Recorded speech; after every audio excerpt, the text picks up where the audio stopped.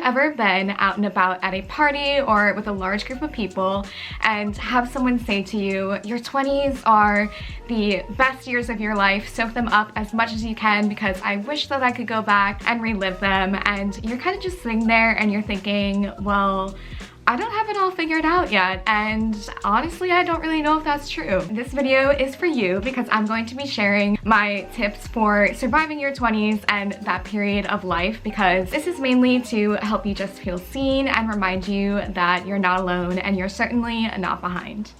So I like to compare life to the show Friends because it's just a really easy, similar scenario that just shows that the cast doesn't have their life all figured out yet in the beginning. So Rachel has just left her fiance at the altar for a better future. She doesn't even have an apartment yet. She hasn't found her way in the group yet. Ross is on his first divorce and Joey is still constantly going on auditions, you know, is falling behind on rent and still living with Chandler. We have all of that as the premise for the idea that your process of finding your way isn't going to be linear. So it will happen in your own timing and things aren't going to fall all into place right away.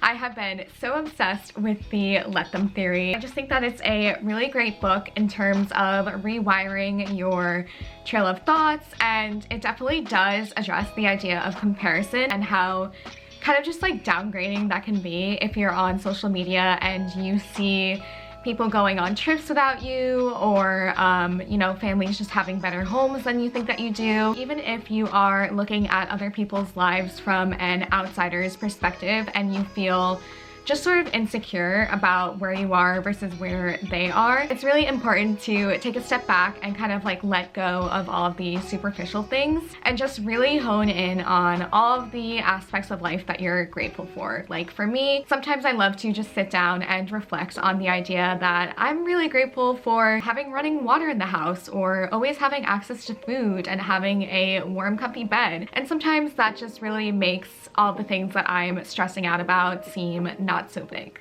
These days, I definitely feel like there is a lot of pressure on being single, and sometimes I feel like Corey Matthews in that episode of Boy Meets World where he's looking around at all of his classmates, everybody's just kind of paired off and he's like, well, when is my person coming? And I do have to laugh at myself because since I have been so single for so long, there was a time in my life where I was really attached to specific people. I turned down opportunities because I just wanted them to stay in my life, and I didn't really want to change anything about that. And then in the long run, it just kind of ended up being my downfall. During this time, while you're figuring everything out, don't let the pressure of getting into a relationship or being with somebody else get to you. It can just be really distracting, and it's super important to stay focused on your goals. And if an opportunity does come around, I would say to just take it and not let it go by, because sometime down the road you might end up regretting it. And especially if that relationship or friendship with whoever you were attached to ends, it can be really difficult to kind of move past that. So it's definitely important to just focus on yourself and really figure out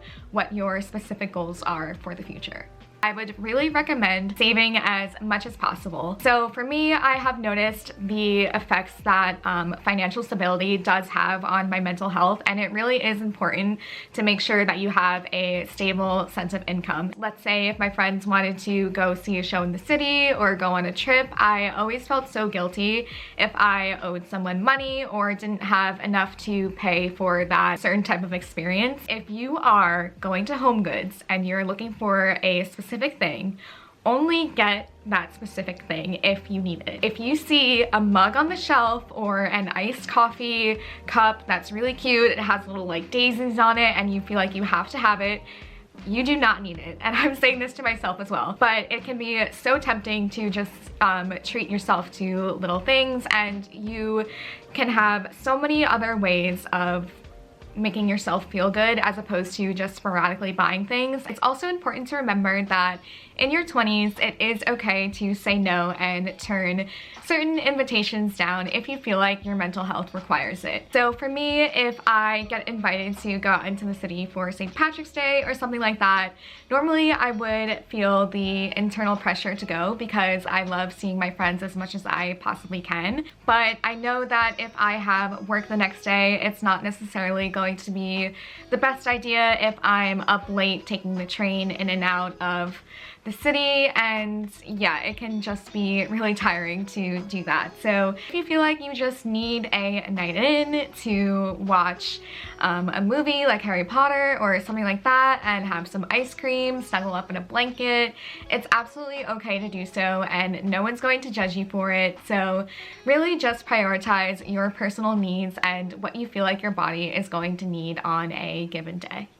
So I know that this video was kind of short and sweet, but I normally like to finish everything off with a encouraging Bible verse that kind of just basically encompasses everything that we've been chatting about. For today, I found one that I thought was very relevant in the idea of surviving your 20s, and it is from Philippians 4:19, which says, "Very soon you will smile and say, 'This is more than I prayed for.'" So I think that this quote is really helpful in providing hope during times of difficulty, and if you're going through a life experience where maybe you've lost a job or you've broken up with someone, or you're, you know, just going through a really tough time, I think that it's helpful to kind of have that as a way to be like, everything's going to be okay, and sometimes things work out even better than you expected them to. That also is one of the big things that I have learned over the past couple years, and yeah, that is pretty much all of the words of wisdom that I have for you guys. I really hope that this was helpful, and that's pretty much it. Thank you so much for watching. I will see you in my next video.